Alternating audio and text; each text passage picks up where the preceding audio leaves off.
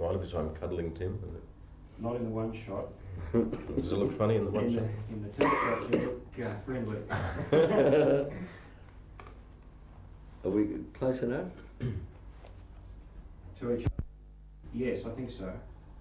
If you're going to try and speak to each other, I think you're fine. Righto. Anytime you're ready. And action. The environmental science program at Monash has now completed its 10th year of operation. It was started in 1973 by a part-time coordinator, a part-time secretary and 63 graduate students. It's now a graduate school with a director and 6 academic staff, several secretarial staff and about 140 enrolled students. And they study for 2 years full-time or 5 years part-time. And so far, over 130 graduates have been produced. Tim, why do you call the Well, basically because it's not too good. I need 10 seconds. The environmental science program at Monash has now completed its 10th year of operation. It was started in 1973 by a part-time coordinator, a part-time secretary and 63 graduate students. It's now a graduate school with a director and 6 academic staff, several secretarial staff and about 140 enrolled students. They study for 2 years full-time or 5 years part-time. And so far, over 130 graduates have been produced. Tim, why do you call it environmental science? Well, there's a bit of controversy over this. People say we shouldn't call it that, but we use the Belgrade Charter's definition of environment, which is the relationship between man and nature and man and man. That's pretty broad. The definition of science is the Oxford Dictionary definition of formulated knowledge in the areas of social science, political science, natural science, physical science, etc. And so it gives it a pretty broad... Yes, it does. In fact, you could tackle almost anything, I suppose. That's right. And you can see from the aims of our course that, you know, we can do just about anything. Yes, I have had a look at that, and I noticed that candidates can continue former studies, or they can broaden out into other fields. They can actually change disciplines through the course if they want to. Multidisciplinary research is naturally important, and with many different sorts of graduates studying a variety of subjects, there's real scope for cross-fertilisation, I guess you could call it. Yes, that's right. As well as a pragmatic approach, I see there's also a caring philosophy toward the world system. That's right, yes. So we look at the local scene and then right through to the international scene. Hang on. Boom, boom. Yeah, well, that's all Sorry, right. I didn't No. don't have to Uh-huh. say anything necessarily. I'll give you the cue. And action. I notice in the handbook that candidates can continue former studies or broaden out into other fields. I mean, they can actually change disciplines through this course. Multidisciplinary research is naturally important, and with many different sorts of graduates studying a variety of subjects, there's real scope for what you would call cross-fertilisation, I guess. As well as a pragmatic approach, I see there's also a caring philosophy towards the world system. But how does the course hang together with people having so many different backgrounds, yet ultimately working together in teams? So hold it.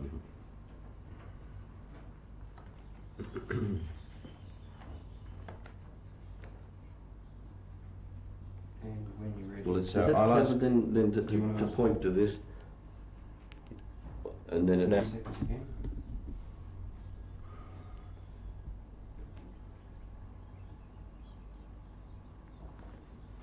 But how does the course hang together with so many people? You're in shot now.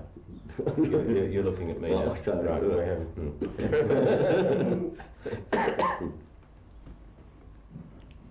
And go. But how does the course hang together with so many people having so many different backgrounds and yet ultimately coming to work together in teams? Well, I'll show you in this diagram we have here how the whole thing works. To start off with, the students enrol. Well, that's a complicated thing in itself because we get 100 applicants and we have to choose the best, and only the best ones can get in. that we have a lot of counselling. We interview them at length once they are in. And then almost all of them have to do some foundation studies. For instance, an engineer would have to do some ecology. A sociologist would have to do some chemistry. And lawyers have a hell of a problem with chemistry. People seem to have different minds to handle different things. But we wouldn't let a chemist do our basic chemistry because it would be too easy. But ultimately, they all get the same background. I presume everyone has to do the core studies to get a basic understanding and methodology to handle complex research problems and to integrate all the other parts of the course. That's right, yes. And that gives them a basic philosophy and some of the methodology that they need for the handle projects and that sort of thing. Mm-hmm. Okay. Sorry, are we just going to go straight on then? Camera's rolling, give me 10 seconds. I presume that everyone has to do the core studies to get a basic understanding and methodology to handle complex research problems and also to integrate all parts of the course. That's right. It gives them a chance to work with each other and to be closely working and meeting with people of different backgrounds. And once again, give me 10. One of the features of the course is the wide range of subjects available as detailed in this booklet, and just to quote a couple of them, astrophysics, fluid dynamics, thermodynamics, international policy analysis, peace theories, strategies, movements, international policy. I said that. Whoops.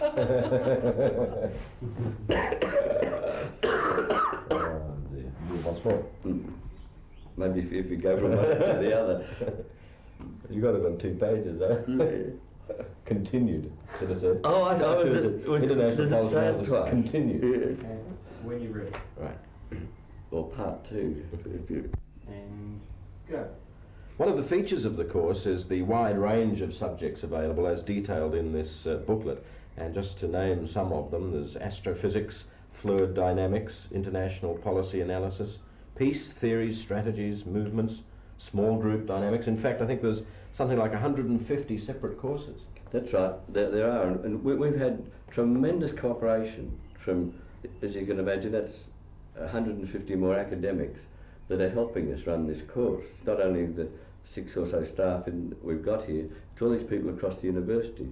So we plug our candidates into subjects in the Master of Engineering Science or into Master of Business Administration, into postgraduate units in politics or botany, into a number of third-year units that seem relevant. And so it makes this wide choice for people.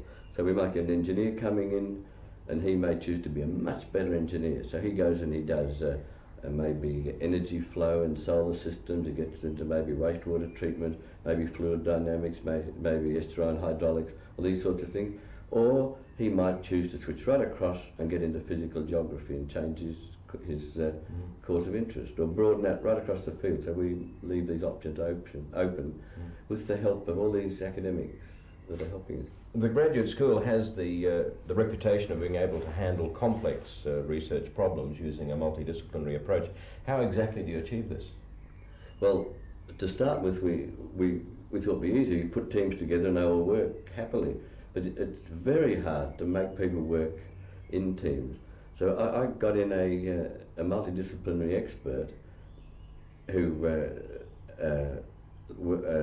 puts on a course with one of my staff that's an expert in group dynamics. And we make them work on a small project and they learn things like critical path analysis, group management, and just simple things like taking minutes or running meetings, which academics normally don't know how to do. Some of them do, of course, but so they learn how to run teams, and they do a small project to a very strict deadline, and that gets them ready for the major project that comes up in the following year. And stop.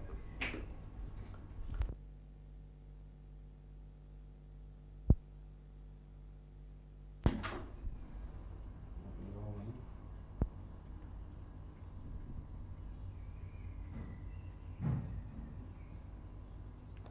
No, well, a number of these projects, or most of them really, are practical ones of immediate use to society, and quite a number of them are funded by industry and outside or government agencies and people that want something done for immediate use.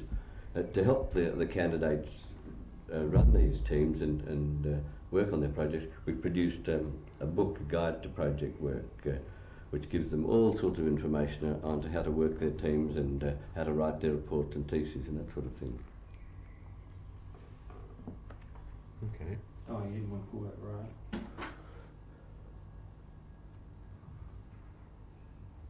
This is a bit of voiceover, the overlay for which will be a shot of pan along the shelf of the books, the theses. That's theses, not feces.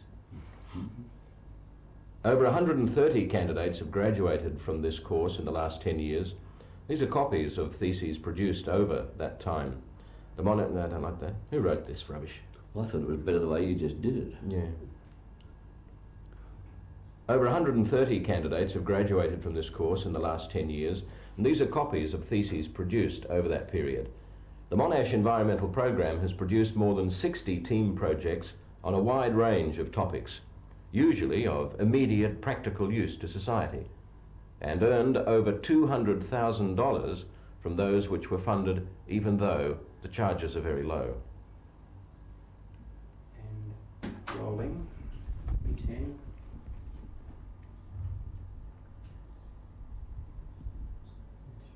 And action. This is the report that team produced on the study in the forest. Mm-hmm. And you can see that it was the actual research was funded by the Fishes and Wildlife Division. However, the Forest Commission paid for the publication of the document, and of course we did all the research work. Mm-hmm. And this is the sort of thing we like to do, and the way we're able to be supported to do useful things by different government agencies funding them. We normally charge as the candidates as research assistant rates, so that and as the research component of the degree is about 6 months. If we have 3 people in a team, then we sort of sell 18 months research assistant rates, and that covers everything, covers the supervising time, the facilities of the university, and we don't charge anything else except just those rates, because the client then just buys time for the research that we do.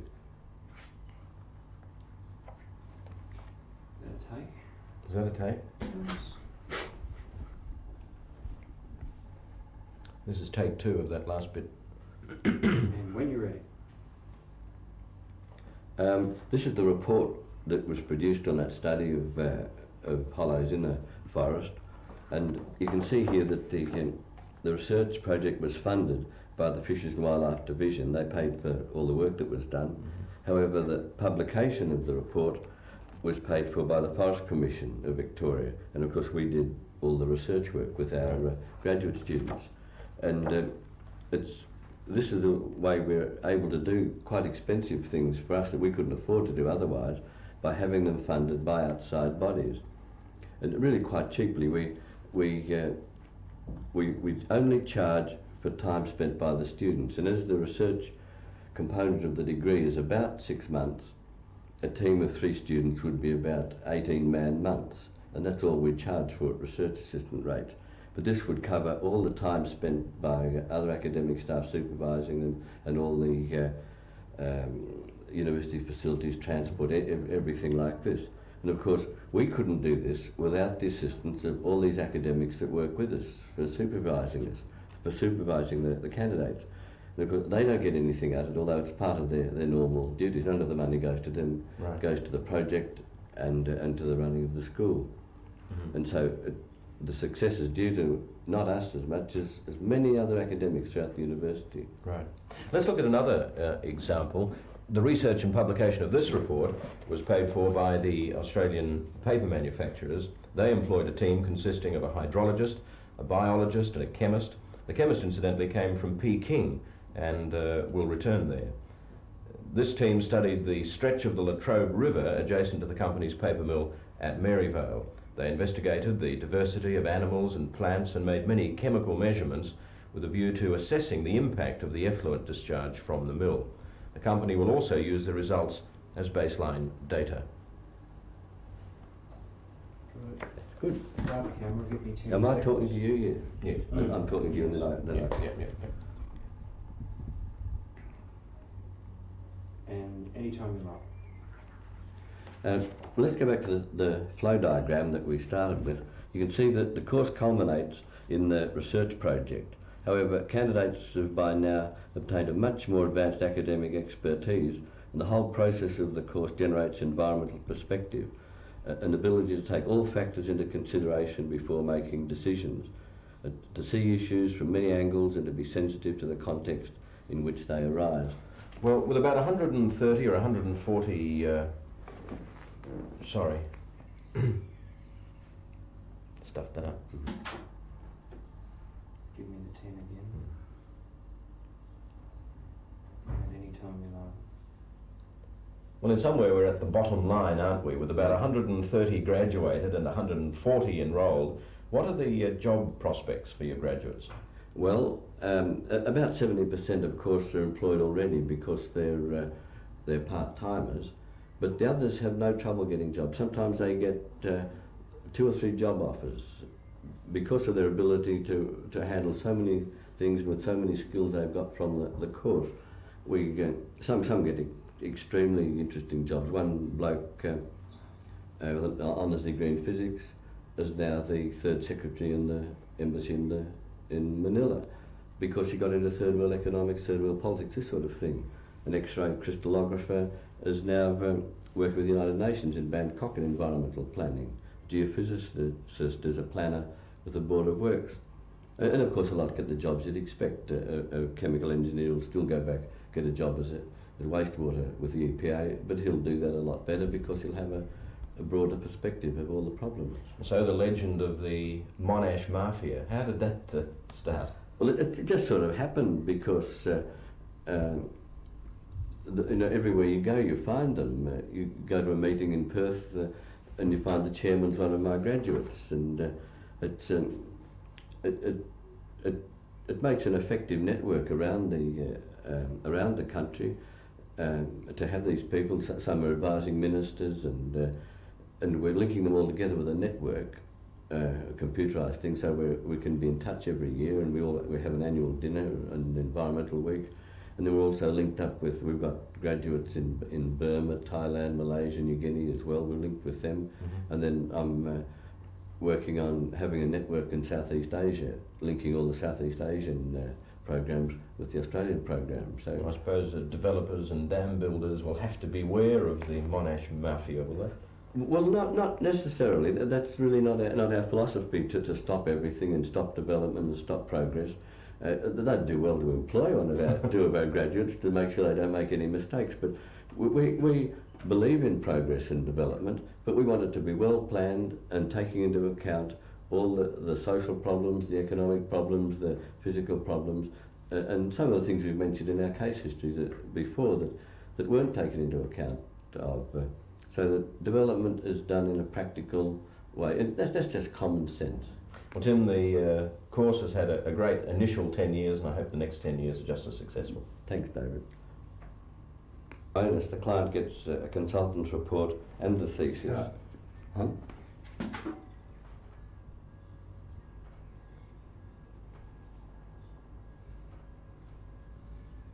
And action. Let's look at a few examples.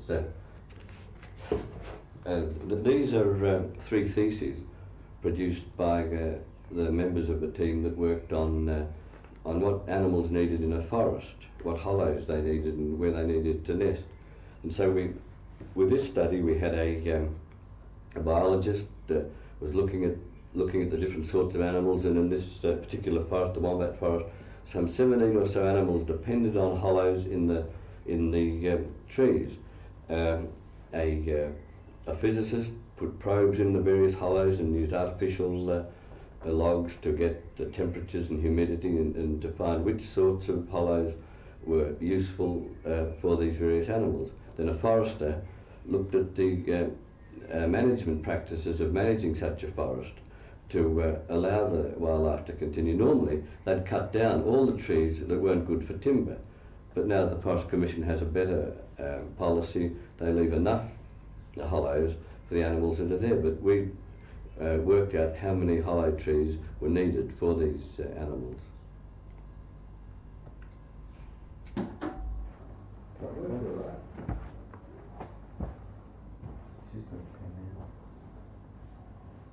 Hey, do you want me to take that wire down? No, I'm not starting from there. I'll start from just this side of it.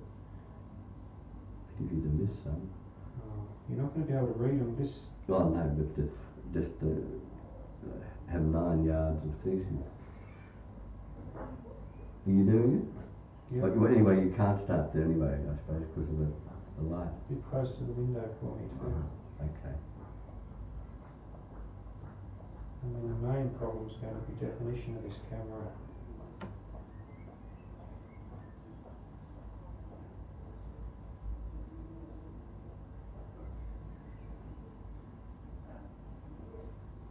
Oh shit. Just got to push-pull zoom as well as focus. I just zoomed instead of focused. So you lose focus as you zoom? If you're not careful. Oh dear. Why don't you go the other way and zoom out? Should be in focus.